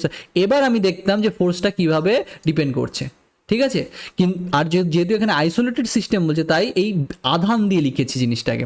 তাহলে F = কত হবে Q²/2ε0। এখানে দেখতে পাচ্ছি ডি এর উপর কোনো ডিপেন্ডেন্সি নেই, ডি মানে এখানে ক্যাপাসিটর প্লেট দুটোর মধ্যবর্তী যে দূরত্ব, তাহলে এটা কি হবে, independent of the distance between the plates হবে, তাহলে এইটা আমাদের আনসার হবে, ঠিক আছে।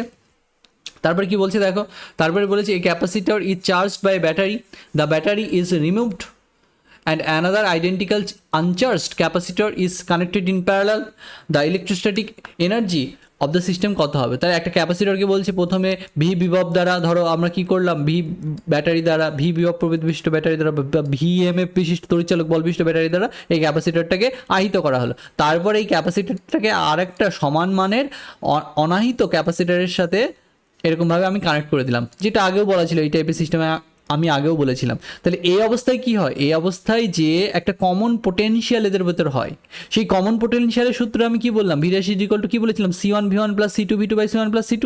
তাহলে V' এখানে কত হবে, V' এখানে কত হয়ে যাবে, V' এখানে হয়ে যাবে তোমার যে C1V1 প্লাস, এখন একটা তো অনাহিত ছিল, একটাতে কোনো আধান সঞ্চিত হয়নি, আর এই ক্যাপাসিটরটাতে কত আধান সঞ্চিত হবে, এটাকে যদি তুমি ভিভি অপভেদ বিশিষ্ট ব্যাটারিতে রাখো, তাহলে ওটাতে কত আধান সঞ্চিত হবে, সিবি পরিমাণ আধান সঞ্চিত হবে। তাহলে C1V1 এর জায়গায় সিবি হলো, আর C2V2 ওটা তো 0, ওটাতে কোনো আধান ছিলই না। বাই কী করবো, দুজনের টোটাল যে ক্যাপাসিটেন্স সেটাকে লিখবো C + C করলে কত হবে 2C। তাহলে এটা করলে কত পাবে তুমি V/2 পাবে। তাহলে এখন এদের সঞ্চিত শক্তি কত, এইখানে সঞ্চিত শক্তিটা কত হবে, যে U' কত করবো আমরা, যে হাফ ইন্টু কত হবে, C + C মিলে কত হবে 2C ইন্টু কত হবে V/2, তার কি হয়ে যাবে, স্কোয়ার হয়ে যাবে, ভোল্টেজ অর্ধেক হয়ে যাবে। এবার দেখেই বোঝা যায় এগুলো, যে তুমি আগেরবারও দেখো 100 ভোল্ট ছিল, যদি সমান মানের দুটো ক্যাপাসিটরকে এরকম আমরা কানেক্ট করে দিতাম প্যারালালি, তাহলে বিভব কী হয়ে গেছিলো, অর্ধেক হয়ে গেছিলো, 100 থেকে 50 হয়ে গেছিলো। এখানে দেখো বিভব অর্ধেক হয়ে গেছিলো। পরীক্ষা এগুলো খুব তাড়াতাড়ি করতে হয় সেজন্য। তাহলে কী হবে, C ইন্টু কত হবে ফাইনাল অবস্থায় এনার্জি, CV²/4। আর প্রথম অবস্থায় কত এনার্জি ছিল, প্রথম অবস্থায় এইখানে কত এনার্জি ছিল, এখানে ছিল হাফ CV²।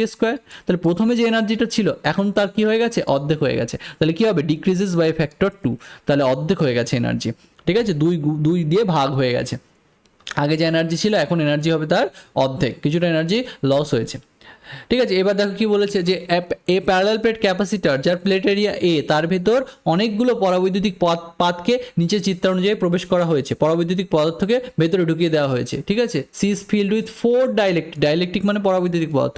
সো ডাইলেকট্রিক মেটেরিয়ালকে ঢুকিয়ে দেওয়া হয়েছে যাদের যে পরাবৈদ্যুতিক ধ্রুবক কত, ওই পরাবৈদ্যুতিক পদার্থগুলো সেগুলো তোমাকে বলে দিয়েছে। If a single dielectric material is use to, এইবার এতগুলো না ইউজ করে, চারটাকে না ইউজ করে যদি ডি বেধের যদি আমরা একটা পরাবৈদ্যুতিক পদার্থকে ইউজ করি যার পরাবৈদ্যুতিক ধ্রুবক কে, তাহলে কে এর সাথে ওই আগেরগুলোর কি সম্পর্ক সেটা তোমাকে বের করতে হবে। এটা একটু জটিল আছে, ঠিক আছে, এটা তোমাকে বের করতে হবে। দেখো এখানে দেখো তাকিয়ে, এই তিনটে যে ক্যাপাসিটি, এই তিনটেকে যদি আমরা একটা আলাদা আলাদা ক্যাপাসিটর বলি, এই তিনটে ক্যাপাসিটর কিভাবে আছে দেখো, সমান্তরাল সমবায়ে আছে। এই একটা ক্যাপাসিটর, এই একটা ক্যাপাসিটর আর এই একটা ক্যাপাসিটর, এই তিনটে ক্যাপাসিটর কিভাবে আছে দেখো, সমান্তরাল সমবায়ে আছে। আর এই তিনটে সমান্তরাল সমবায়ে থাকা ক্যাপাসিটরের সাথে তাহলে আমরা এইভাবে বলতে পারি যে ওপরের যে ক্যাপাসিটরগুলো এই যে এই তিনটে কিসে আছে, এই তিনটে হচ্ছে সমান্তরাল সমবায়ে আছে। এই তিনটে সমান্তরাল সমবায়ে থাকা ক্যাপাসিটরের সাথে নিচের যে ক্যাপাসিটরটা আছে সেইটা শ্রেণীতে আছে। তাহলে যদি আমরা তুল্য বর্তনী করি তাহলে আমরা সেটাকে কীভাবে বলতে পারি, তাহলে এই ক্যাপাসিটরটাকে যদি বলি আমরা C1 ক্যাপাসিটর, এটাকে যদি বলি C2, এটা যদি বলি C3, তাহলে C1 C2 C3 এরা কিসে আছে, এরা সমান্তরাল সমবায়ে আছে। আর এই তিনটের সমান্তরাল সমবায়ের সাথে এই তিনটে সমান্তরাল সমবায়ে যে তুল্য ধারকত্ব হবে তার সাথে এই আরেকটা যে C4 আছে সেটা কিসে আছে, শ্রেণীতে আছে। আরেকটা কিসে আছে, শ্রেণীতে আছে। এই তিনটের সাথে আরেকটা কিসে আছে, শ্রেণীতে আছে। এই C4টা এদের সাথে কিসে আছে, শ্রেণীতে আছে। এরকমটা আমাদের হয়েছে। তাহলে C1 এটা কি আমাদের, C2 এটা আমাদের কি C3, আর এটার সাথে কিসে আছে, এরকম C4টা এরকম ভাবে। তাহলে এ আর বি এর ভেতর আমাকে কি বের করতে হবে, এ আর বি এর মধ্যে আমাকে তুল্য ধারকত্ব বের করতে বলছে এ আর বি এর ভেতর এখানে একটা রাখা হয়েছে, শুধুমাত্র একটা পাতি রাখা হয়েছে। তাহলে এই তুল্যটার সাথে এইগুলোর কি সম্পর্ক সেটা তোমাকে বের করতে বলছে। তাহলে C1 C2 C3 আমরা ইজিলি আলাদা করে বের করতে পারি। C1 এর ভ্যালু কত হবে, C1 এর ভ্যালু কত হবে দেখো, C1 ইজ ইকুয়াল টু কত হবে, K into K1 into epsilon naught A by কী হবে আমাদের, বাই হবে এই যে ডি, এর ডি কত, এর ডি হচ্ছে D/2। তাহলে কী করবো, D/2 লিখবো এখানে। তাহলে একবার আমি 2টাকে উপরে লিখে দিচ্ছি, তাহলে এরকমটা হবে। এটা হচ্ছে আমাদের C1, সেরকমভাবে C2 C3 তিনটেরই তো একই রকম হবে, শুধু K1 এর জায়গায় K2 হবে C2তে। তাহলে C2 ইজ ইকুয়াল টু কত হবে, 2K2 epsilon naught A by d হবে। সেরকম C3 ইজ ইকুয়াল টু কত হবে, ও আচ্ছা A/3 হবে, কারণ এখানে A/3 আছে। দেখো এই প্লেট এরিয়াটা হচ্ছে A/3, ঠিক আছে। তাহলে প্লেট এরিয়াটা যদি A/3 হয় তাহলে আমাদের সেরকম দিতে হবে। তাহলে আমাদের কী করতে হবে, এখানে A/3 দিতে হবে, ঠিক আছে, এখানে A/3 দিতে হবে। তাহলে কত হবে এখানে, যে 2/3 K3 epsilon naught A by কি হচ্ছে আমাদের ডি, এরকমটা আমাদের হয়ে গেল। তাহলে C1 C2 C3 পেয়ে গেলাম, এরা তো সমান্তরাল আছে। তাহলে এই তিনটে তুল্য ধারকত্ব কত হবে, C1 plus C2 plus C3। ওই তিনটে তুল্যের সাথে এই C4 কিসে আসে, শ্রেণীতে আছে। তাহলে আমরা কি বলতে পারি, আর এইটার তুল্য ধারকত্ব কত, এইটার তুল্য ধারকত্ব যদি C হয় তাহলে আমরা কি বলতে পারি যে 1/C equivalent is equal to কী হবে, ইজ ইকুয়াল টু হবে 1/C4 প্লাস কী হবে 1/, এই তিনটের তুল্য, এই C1 C2 C3 তুল্য ধারকত্ব কত হবে, C1 plus C2 plus C3। তাহলে একবার আমি এখানে লিখতে পারি C1 plus C2 plus C3। এবার এটা যদি আমি ক্যালকুলেট করি তাহলে আমাদের এই চারটে অপশানের ভেতর কোনো না কোনোটা আমরা পেয়ে যাবো। তাহলে কীভাবে হবে, CQ মানে কত হচ্ছে epsilon K epsilon naught alpha by D.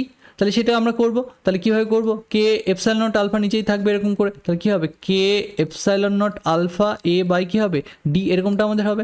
So is equal to কত হবে 1/C4। 1/C4 মানে কত হবে, যে ওখানে কত আছে K4 এপসাইলন নট এ বলতে এখানে এটার ক্ষেত্রে পুরোটাই আছে। তাহলে A বাই ডি, ডি বলতে কত আছে D/2, কারণ এর ক্ষেত্রে কতটুকু আছে D/2, তাহলে বাকিটা আর D/2। তাহলে D/2 এরকমটা আমাদের হবে, ঠিক আছে, এপসাইলন A বাই ডি। তাহলে ডি যদি করি আর ডিটা উপরে চলে যাবে আর D/2, তাহলে 2টা নিচেই থাকবে এখানে, ঠিকই আছে। তাহলে 2টা এখানে থাকবে, প্লাস কী হবে, প্লাস এইগুলো সব লিখে দেবো এরকম করে, ক্যালকুলেশন করবো এবার। তাহলে C1 plus C2 plus C3 একবার লিখে দিই, আমরা কমন নিয়ে লিখে দিই। কমন নিয়ে কী লিখতে পারি, যে এপসাইলন নট A, তাহলে 2 সবার ভিতরে আছে 2, তাহলে 2 এপসাইলন নট A, আর ডিটা উপরে চলে গেল, 3Dটা উপরে চলে গেল, ঠিক আছে। আর এখানে কত হবে K2 plus K3 plus K4। তাহলে দেখো আনসার আমাদের হয়ে গেল। তো K3 প্লাস এরকমটা আমাদের হয়ে গেল।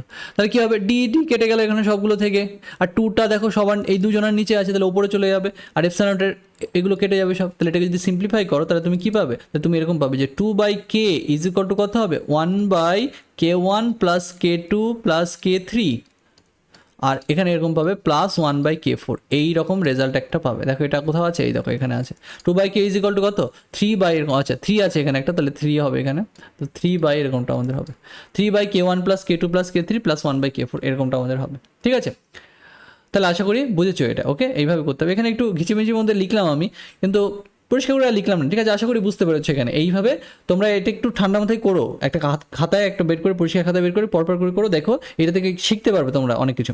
ঠিক আছে, তাই এরকমটা আমাদের হবে। তারপর কি বলছে দেখো, a capacitor of 2 microfarad is charge as shown in the figure. এই দেখো 2 মাইক্রোফ্যারাড ক্যাপাসিটরকে চার্জ করে দেওয়া হয়েছে। ঠিক আছে, তারপরে কি করে দেওয়া হয়েছে দেখো, when the switch S is turn to position 2। এটা আইটিতে অনেক বছর আগে এই কোয়েশ্চেনটা এসেছিলো, দেখো নিটেও এসেছে, নিটেরও এটা অনেক বছরই আগের কোয়েশ্চেন, কিন্তু দেখো আইটিতে পড়েছিল এটা, সে 10-15-20 বছর আগে পড়েছিল, দেখো নিটে এসছে। এটা অদ্ভুত ব্যাপার, দেখেছো কখন কোন কোয়েশ্চেন কোথায় দিয়ে দেয় তার কোনো ঠিক নেই। ওকে, দেখো কি বলেছে, when the switch S is turn to position 2, তাহলে এটা যদি এখানে দুই নম্বরে লাগিয়ে দেওয়া হয়, তাহলে বলেছে যে the percentage of its stored energy dissipated is কত হবে, তাহলে এই সঞ্চিত শক্তির কতটা অংশ ডিসিপেট হবে, মানে ক্ষয় হয়েছে সেটা তোমাকে বের করতে হবে। তাহলে প্রথমে যখন আমি চার্জ করলাম এই 2 মাইক্রোফ্যারাড ক্যাপাসিটরটাকে এই ভিতে লাগিয়ে দিয়ে আমি যখন চার্জ করলাম, কতটা ওখানে এনার্জি সঞ্চিত হবে। ইউ ইজ ইকাল টু সেই প্রাইমারি যে এনার্জি, সেটাকে যদি বলি আমি এরকম, ইউ ইজ ইকাল টু তাহলে কী হবে, ½ CV² হবে। আমি ধরো এর ধারকত্ব বলছি সি, এটা যদি আমার সি হয়, এটা 8 মাইক্রোফ্যারাড, এটা কত গুণ, এই সি এর 4 গুণ, তাহলে এটাকে সিম্পলি 4C বলি, তাহলে আমার করতে সুবিধা হবে। তাহলে ½ CV², এটা ছিল প্রথম অবস্থায় এনার্জি। এবার এইখান থেকে কানেকশনটাকে ছিন্ন করে বলেছে এটাকে সুইচ টু পজিশন 2, এটাকে 2 নম্বরে লাগিয়ে দেওয়া হলো। এখানে আর কানেকশন নেই এখন কি বলেছে, এখন এখানে আর কানেকশন নেই, এই যে এই কানেকশনটা এখন আর নেই, এই কানেকশনটা এখন আর নেই। ঠিক আছে, এখন 2-এ লাগিয়ে দেওয়া হয়েছে। তাহলে 2-এ যদি লাগিয়ে দিই, এই 2 মাইক্রোফ্যারাড আর 8 মাইক্রোফ্যারাড এখন কিসে আছে, এখন তো প্যারালালে চলে গেছে, সমান্তরাল সমবায়ে চলে গেছে। তাহলে এখন কমন পোটেনশিয়াল কত হবে, ওই যে কমন পোটেনশিয়ালের সূত্র বলছিলাম তোমাদের আমি, V' = কত হবে, 8 মাইক্রোফ্যারাডে তো কোনো আধান ছিল না, তাহলে ওটা তো আধান 0 ছিল। সব আধান কোথায় ছিল, এই 2 মাইক্রোফ্যারাডে। তাহলে 2 মাইক্রোফ্যারাডে কতটুকু আধান ছিল, CV পরিমাণ আধান ছিল। তাহলে CV বাই কী করবো, C1 + C2 করবো, C1 + C2 করলে কত হবে, C + 4C মিলে কত হবে 5C। তাহলে এখন বিভব কত হয়ে গেছে, এখন কমন পোটেনশিয়াল কত হয়ে যাবে, V/5। তাহলে এখন সঞ্চিত শক্তি কত হবে, EF = কত হবে, হাফ ইন্টু কত হবে, C টোটাল কত হবে, তুল্য ধারকত্ব 5C, 4C + 5, যেহেতু সমান্তরাল সমবায় আছে, তাহলে এটা হবে তুল্য ধারকত্ব ইন্টু কত হবে, V/5, তার কি হবে স্কোয়ার। এখন এইটা হবে সঞ্চিত শক্তি। ঠিক আছে, তাহলে কতটা ডিসিপেট করেছে এনার্জি সেটা আমাকে বের করতে হবে অ্যাকচুয়ালি। তাহলে কত হবে, ½ CV² ইন্টু কত হবে, ক্যালকুলেট করে দেখো 1/5। তাহলে এটা তো এখন আছে ফাইনাল অবস্থায় এনার্জি, তাহলে শক্তি ক্ষয়ে গেল কতটা, তাহলে যে পরিমাণ এনার্জি ক্ষয়ে গেছে সেটাকে যদি ΔU বলি, তাহলে প্রথম অবস্থায় এনার্জি বেশি ছিল, পরবর্তীতে কমে গেছে কিছুটা, যতটা কমে গেছে সেটা হচ্ছে এইটা UI - UF। তাহলে সেটা ক্যালকুলেট করে দেখো, বিয়োগ করলে কত হবে, ½ CV² ইন্টু কত হবে 1 - 1/5, এই পরিমাণ এনার্জির ক্ষয় হয়েছে। তাহলে সেটাকে পার্সেন্টেজে বের করতে বলেছে। ঠিক আছে, 4/5। তাহলে ½ CV² মানে কত, UI, তাহলে এটাকে আমরা লিখতে পারি না ΔU/UI। তাহলে এটা ইকুয়াল টু কত হবে, 4/5। তাহলে এই পরিমাণ এই ভগ্নাংশ পরিমাণ এনার্জি কী হয়েছে আমাদের, ডিসিপেট হয়ে গেছে, ক্ষয় হয়ে গেছে। তাহলে এটাকে যদি পার্সেন্টেজে নিয়ে আসি, তাহলে কত হবে আমাদের 80%। তাহলে 80% এই পরিমাণ এনার্জি আমার কি হয়ে গেছে, ক্ষয় হয়েছে। ঠিক আছে, ক্ষয় হয়েছে।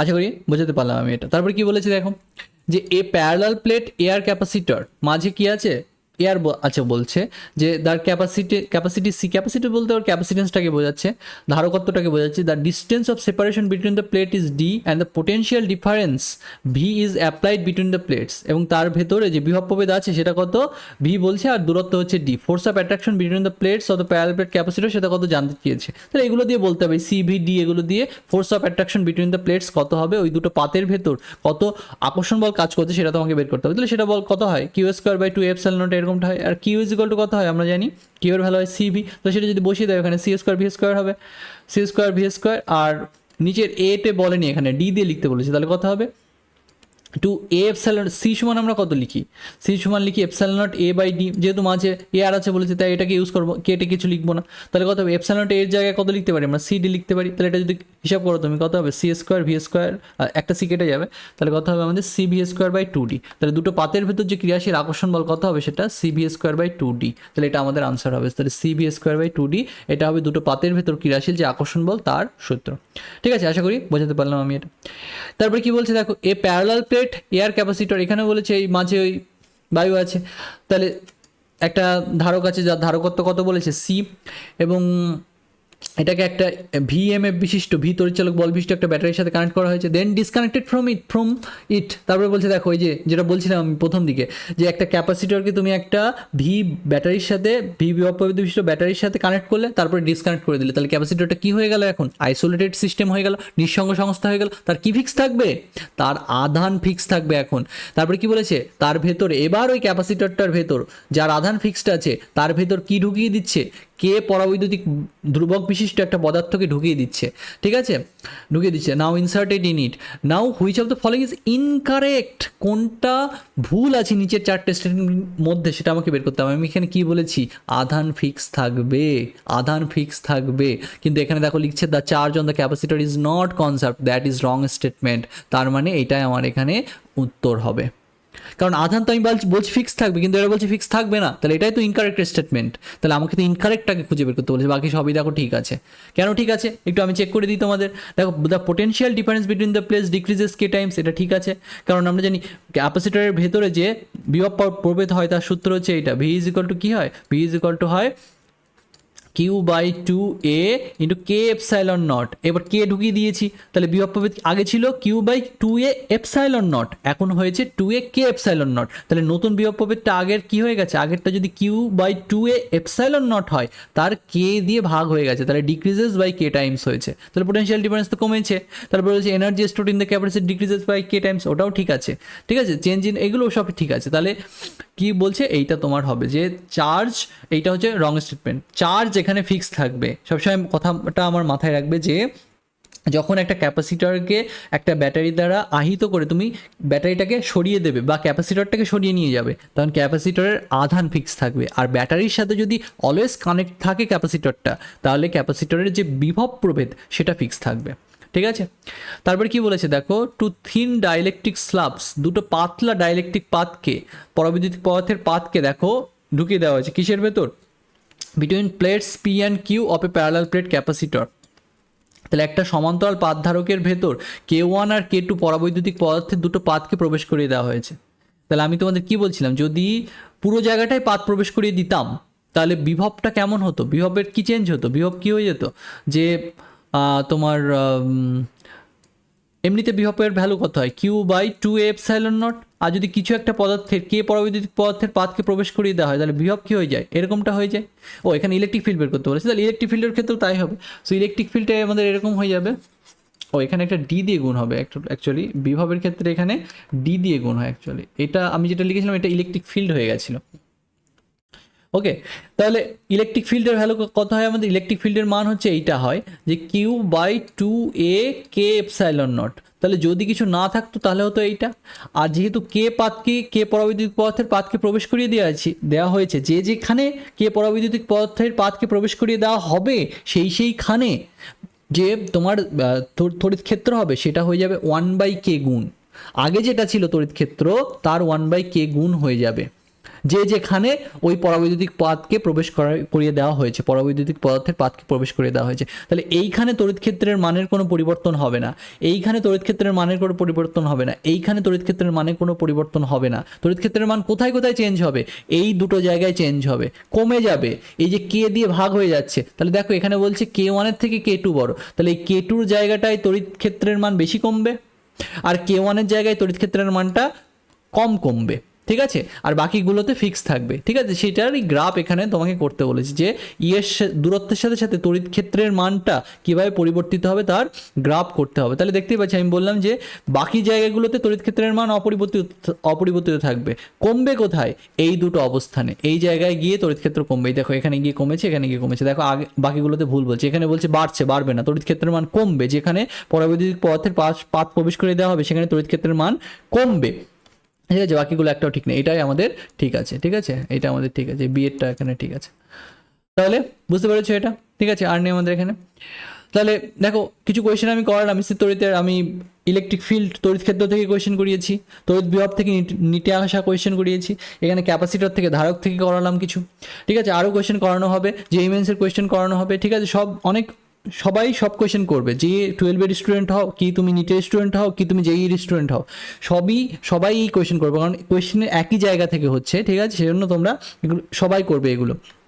ওকে, আরও অনেক কোয়েশ্চেন করাবো, আমি কনসেপ্টও করাবো। যদি ক্যাপাসিটর না পড়িয়ে থাকি, ক্যাপাসিটরের ভিডিও তোমরা পেয়ে যাবে, শীঘ্রই পেয়ে যাবে। ঠিক আছে, আর যদি পড়িয়ে থাকি তো ভালো কথা। ওকে, আচ্ছা, আমার চ্যানেলকে যদি ভালো লেগে থাকে তোমাদের, তাহলে আমার চ্যানেলকে তোমরা সাবস্ক্রাইব করো, বন্ধুদের সাথে শেয়ার করো এবং আমার ভিডিওটাকে লাইক করতে পারো। ঠিক আছে, থ্যাংক ইউ বন্ধুরা।